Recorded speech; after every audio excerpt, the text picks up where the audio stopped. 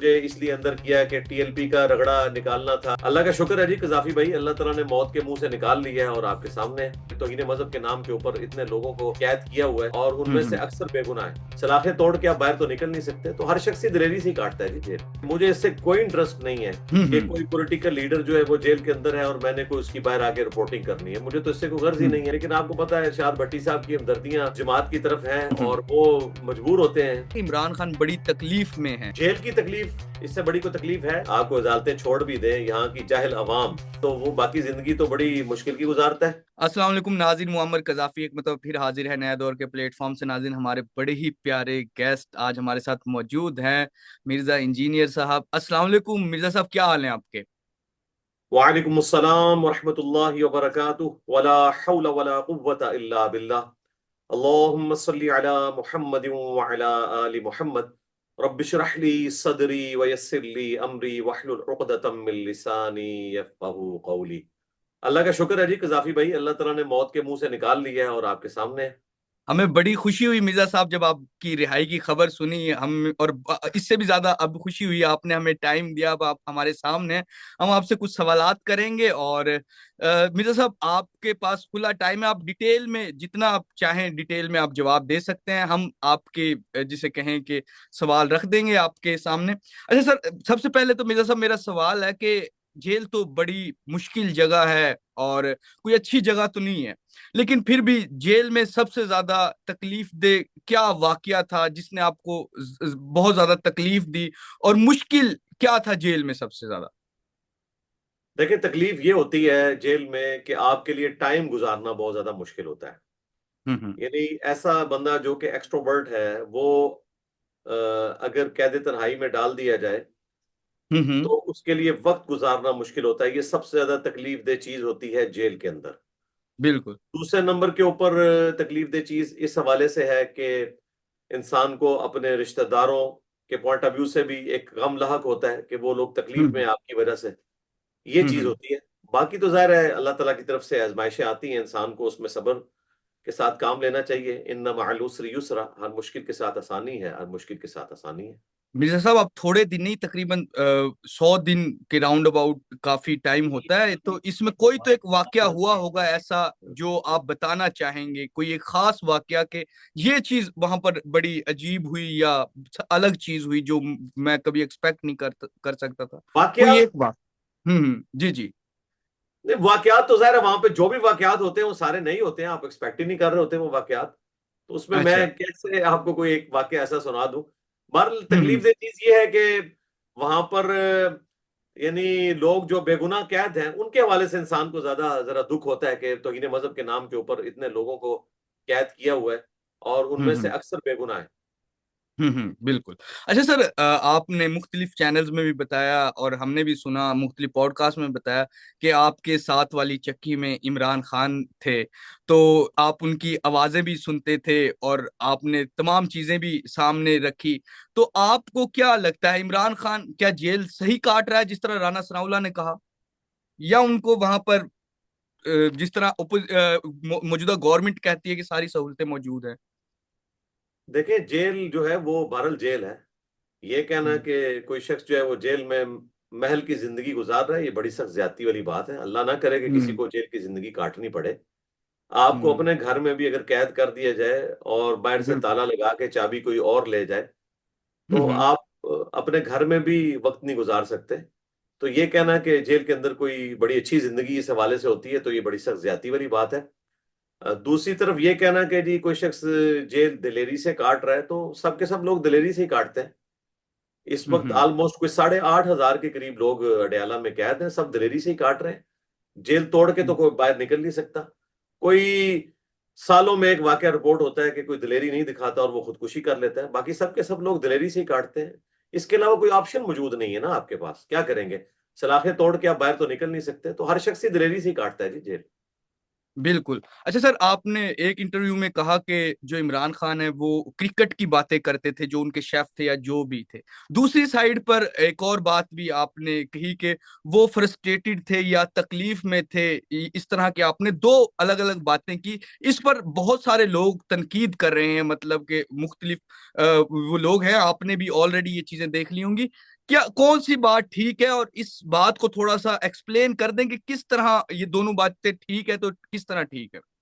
मैं को तीसरी बात भी करूंगा वो भी ठीक ही होगी, सारी बातें अच्छा। लगभग ठीक होती हैं, इसमें तो कोई ऐसी बात नहीं है कि इंसान जो है वो एक बात को पकड़ के तो दूसरी के साथ उसको रिलेट करके तो अपनी मर्जी से रिजल्ट निकालना शुरू कर दे।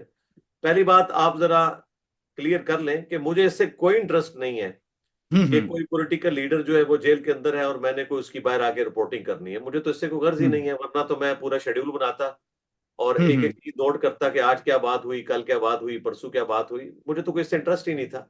अगर मुझे हम्म। इसमें रत्ती बराबर भी कोई इंटरेस्ट होता ना, तो हम्म। मैं जब बाहर निकला था तो मैंने जो पहली वीडियो रिकॉर्ड करवाई जो मिलियंस ऑफ पीपल तक वो पहुंची अपने क्लिप्स के हम्म। जरिए, हम्म। तो उसमें मैं इसका जिक्र करता। उसमें तो कहीं इशारा बिल्कुल। तक भी इसका जिक्र मौजूद नहीं है। जो 21 दिसंबर 2025 की मेरी वीडियो है, उसके बाद 28 दिसंबर को आई, उसमें भी कोई जिक्र हम्म। मौजूद नहीं है।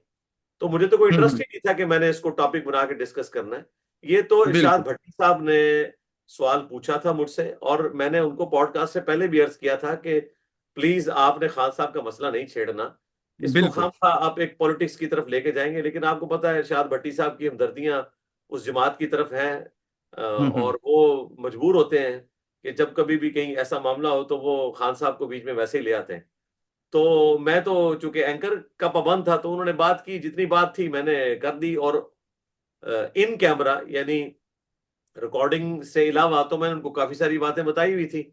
और हम्म। मैं जब जेल से वापस आया था, मैंने अपने टीम मेंबर्स को तमाम रिकॉर्डिंग से पहले, इवन मेरी संडे की जो 21 दिसंबर की रिकॉर्डिंग है उससे भी हम्म। एक हफ्ता पहले मैंने सारी बातें बता दी हुई थी। उनमें से काफी सारी बातें तो अभी भी मैंने नहीं बताई हैं। लेकिन मेरा कोई हम्म। प्रोग्राम नहीं था कि मैं इसको टॉपिक बना के डिस्कस करूं और कोई पब्लिक तक इस तरह का मैसेज पहुंचाऊं। हाँ, एंकर जब कोई पूछ लेता है तो मैं उसको बता देता हूँ। तो ये चीज थी, बिल्कुल। तो मैंने उनको मना किया था कि प्लीज आपने इतनी लंबी डिस्कशन नहीं करनी, लेकिन फिर भी उन्होंने एक क्वेश्चन बीच में फेंक दिया। तो मैं जितनी बयान कर सकता था लिमिटेड टाइम के अंदर मैंने उसको उस तरीके से बयान कर दिया, और बाकी चीजें मैंने स्किप कर दी। लेकिन चूंकि मैं हम्म। अलग से उनको बता चुका हुआ था वो चीजें, तो उनकी तो ख्वाहिश थी कि मैं सारी चीजें डिस्कस करता, तो मैंने वेल लेफ्ट की। और अगली हम्म। दफा जब कोई इस तरह की चीज सामने आई क्वेश्चन, तो मैंने उस पर बयान कर दिया। आप भी अगर मुझसे कुछ पूछेंगे तो मैं बताऊंगा। बाकी जितने साफी लोग बयान कर रहे हैं ना डॉलर बनाने के लिए, सबके सब वो सुनी सुनाई बातें कर रहे हैं। मैंने जो देखा ऑब्जर्व किया मैं तो वो बयान कर रहा हूँ।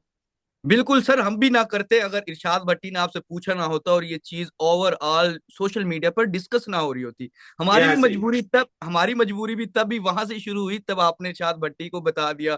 फिर ओवरऑल जब ये चीजें डिस्कस होने लगी, तो आपने अभी तक हमें नहीं बताया कि मतलब कि ये दोनों चीजें चल रही हैं। इस पे मैं चाह रहा हूँ कि आप बता दें काइंडली नहीं। तो कि ये आप भी इरशाद भट्टी वाला काम करना चाहते नहीं हैं जो नहीं नहीं उन्होंने किया। नहीं नहीं हाँ, सर, नहीं हाँ। नहीं नहीं जो सर, ऐसा। मैं देखे, मैंने आपको इतना तफसील से जवाब दिया, उसके बावजूद कोई हम्म। सवाल बचा तो नहीं है। मैंने बताया कि मैंने जो कुछ बयान किया है हम्म। मिन ऑन वो बयान किया जो मैंने ऑब्जर्व किया है।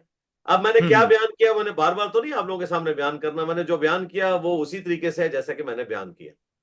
ठीक है। हाँ अच्छा, जी। दूसरी जानिब शहबाज गिल को आप जानते ही होंगे, उन्होंने वो तो मुख्तलिफ बातें करते रहते हैं।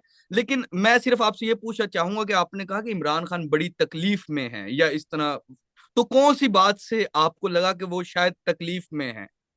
जेल की तकलीफ, इससे बड़ी कोई तकलीफ है जब तक कोई शख्स अंदर ना जाए। जो हम्म। लोग जो है वो उस वक्त इस्टेब्लिशमेंट के सहूलतकार बन के बाहर के मुल्कों में भागे और आज अपने लीडर के नाम के ऊपर डॉलर बना रहे हैं, तो अकेला हम्म। तकलीफ तो वो जेल में काट रहे हैं ना। तो जो बिल्कुल लोग जेल के अंदर रहे ही नहीं है वो कैसे उस तकलीफ का अंदाजा कर सकते हैं कि जो एक बंदे को तकलीफ काटनी पड़ती है। मुझे पता है, मैं एक एक्सट्रोवर्ट बंदा हूँ, मेरे लिए टाइम गुजारना कितना मुश्किल होता था। खान साहब भी एक बिल्कुल एक्सट्रोवर्ट बंदे हैं, उनके लिए भी टाइम गुजारना एक मुश्किल अमर है।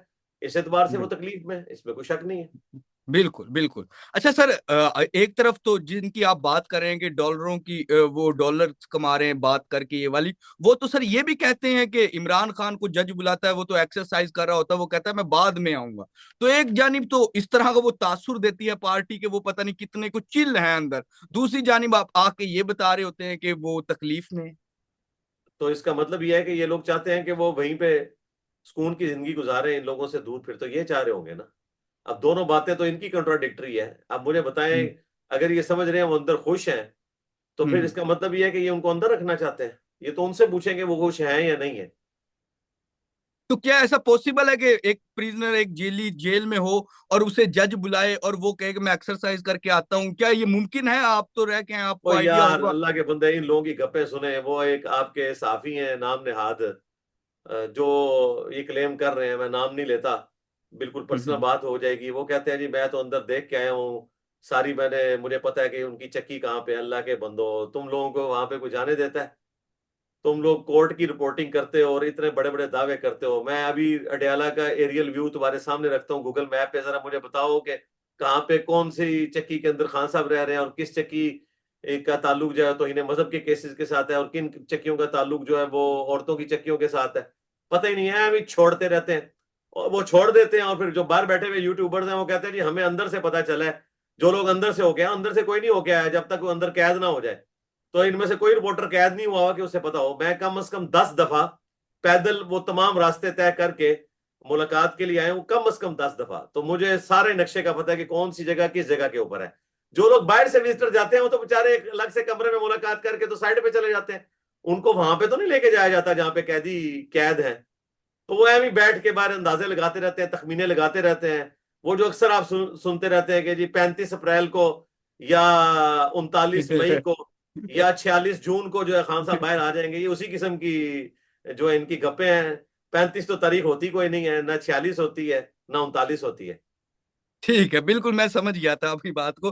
अच्छा सर, दूसरा, जिस तरह हमारा एक जो माशरा है पाकिस्तान का ओवरऑल, इसको देखें तो इसमें जब भी किसी इदारे या किसी के साथ बंदा रहे काम करे तो फिर उसको पेटी भाई बोलते हैं। अब इमरान खान के आप पेटी भाई रह चुके हैं, चाहे जितने मर्जी दिन के लिए रहे हो, क्या उनके लिए थोड़ी सी नरमी पैदा हुई है आपके दिल में?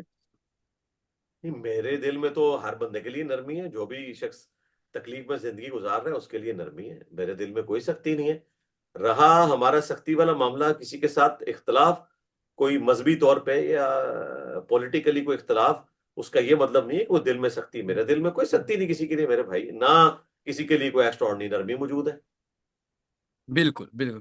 अच्छा, दूसरी जानिब आप जेल में जब गए, उल्मा आपकी एक बरादरी कह लें, जो भी कह लें, उल्मा का किरदार को आप कैसा देखते हैं? क्या उन्होंने बाहर ठीक किरदार अदा किया, या उन्होंने जो जो चीजें की नहीं करनी चाहिए थी? आप उल्मा का किरदार कैसा देखते हैं जब आपको गिरफ्तार किया इस सब में?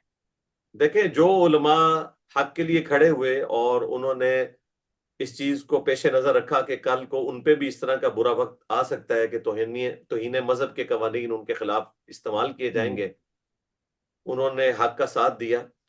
उनके हम्म। उस अमल को हम इज्जत की निगाह से देखते हैं। और मैंने तमाम से अलग अलग भी गुफ्तगू की फोन के ऊपर निकलने के बिल्कुल बाद। और बिल्कुल। मैं पूरी जिंदगी एहसानमंद रहूंगा इस हवाले से, उनके लिए दुआ को रहूंगा।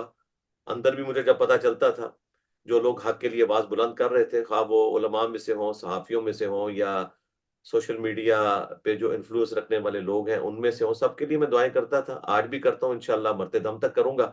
रहे वो उलमा जो नजर आती कौंसिल में बैठे हुए हैं, या ऐसे हम्म। उलमा जिन्होंने अपनी दुश्मनी निकालने की कोशिश की और इस तरीके से मेरे ऊपर 295C के गलत मुकदमे की तौसीक कर दी, तो ऐसे लोग क़यामत वाले दिन अल्लाह ताला को खुद जवाब दे होंगे जी। बिल्कुल। अच्छा सर, दूसरी जानिब आपको तो समझा जाता था कि एक तरफ टीएलपी का तमाम जो मामलात हैं, तो एक तरफ बहुत से लोग ये कहते हैं, कुछ तासुर कह लें बहुत से लोगों का, कि वो ये कहते हैं कि शायद जो मिर्जा इंजीनियर साहब है उन पर वो तो एक किस्म के, आपको तो ये कहा जाता था ना कि आप रियासत के लाडले हैं। तो एक तरफ रियासत के लाडले लाडले होने पर इतना सख्त एक्शन लिया, और फिर उसमें ये भी शामिल किया जाता है कि वो शायद इसलिए आपको जेल में डाला और ये तमाम चीजें की कि आप जब अंदर चले जाएंगे उससे बाद फिर टीएलपी पर एक्शन लेंगे, और टीएलपी के साथ जो हुआ वो तमाम चीजें हैं। एक तो टीएलपी के हवाले से, और दूसरा जो लोग ये कह रहे हैं उनको क्या क्या पैगाम देंगे आप? मैं उनको ये कहूंगा कि अल्लाह ताला ना करे कि आपके साथ कभी ऐसा मामला हो कि आप पे 295C लगे और पूरी जिंदगी के लिए हम्म। आप वनरेबल हो जाएं, आपको अदालतें छोड़ भी दें। यहाँ की जाहिल अवाम जिस शख्स के ऊपर हम्म। तौहीन मजहब का इल्जाम, और सबसे बड़ा प्लेनेट अर्थ पे इल्जाम 295C यानी कि तौहीन रसालत हम्म। का लग जाए, तो उसको अदालत छोड़ भी दे तो वो बाकी जिंदगी तो बड़ी मुश्किल की गुजारता है। तो हम्म। अल्लाह ना करे कि उन्हें इस बुरे वक्त से गुजरना पड़े।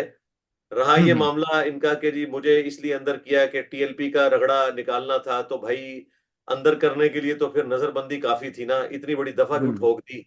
उससे बढ़कर बिल, ये कि इस्लामिक नजर आती कौंसल, जो कि गवर्नमेंट का इदारा है, एक आईनी इदारा है, वो तो फिर मेरे हक में फतवा देता ना कि 295C हम्म। गलत है, और उसके बाद मुझे निकाल लिया जाता।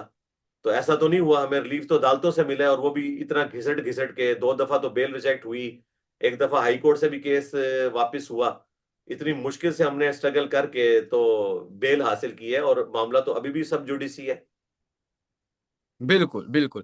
अच्छा सर, अब जो अभी एक और जो पिंडी में एक उलमा हैं, उनको भी इसी केस में अभी अंदर किया गया है, उसको आप कैसे देखते हैं? तो अहले बैत का दिफा करने वाले हाँ हैं, हाँ और बिल्कुल, खामखाई उस दिफा में एफआईआर में तो खामखाई लिख दिया है, वो कॉपी हम्म। पेस्ट किया है। जिस तरह एनसीसीआईए में लोग कॉपी पेस्ट करके तो एफआईआर काट देते हैं, इस तरह काटी गई है।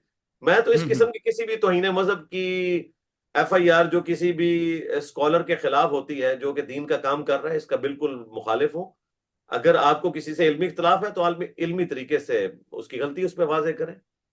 बिल्कुल। अच्छा सर, दूसरा जो ये बिल लाया गया है कि जिसमें मौलवियों को 25,000 रुपए दिए जाएंगे, आप कैसे देखते हैं? क्या ये ठीक है? दूसरी जानिब मौलाना फजलुर रहमान ये कहते हैं कि ये मौलवियों को मुंह बंद करने के लिए या इस तरह का वो समझते हैं कि इसलिए दिए जा रहे हैं। और बल्कि आज ही मरियम नवाज ने अशाया या एक तकरीब मुनक्किद की थी जिसमें तमाम उलमा उसके उनके सामने बैठकर उनकी बातें सुन रहे, तमाम चीजें। इसके हवाले से आपका क्या राय? नहीं, उलमा उनके सामने बैठ के उनकी चीजें सुन रहे थे, ये तो बड़ी हैरानकुन बात बात है। मरीम नवाज के पास तो मौलवियों वाली डिग्री नहीं है, तो मौलवी सामने बैठ के मरीम नवाज की गुफ्तगू क्यों सुन रहे थे? उनको मशवरा देते कि पहले जाके किसी मौलवी की डिग्री लेके आए, फिर मौलवियों से खिताब करें। बड़ी हैरानकुन लेकिन बात सुन है, रहे आपको थे मुझे वो, बताइए। अच्छा, वो लेकिन सुन पैसे रहे लेने थे। के लिए वहां पहुंचे होंगे। हाँ, पैसे लेने के लिए तो ये किसी की भी तकरीर सुन सकते हैं। तो बड़ी अच्छी बात है। मैं तो कहता हूँ 25,000 कम है, कम से कम 50,000 रुपया तनख्वाह मिलनी चाहिए।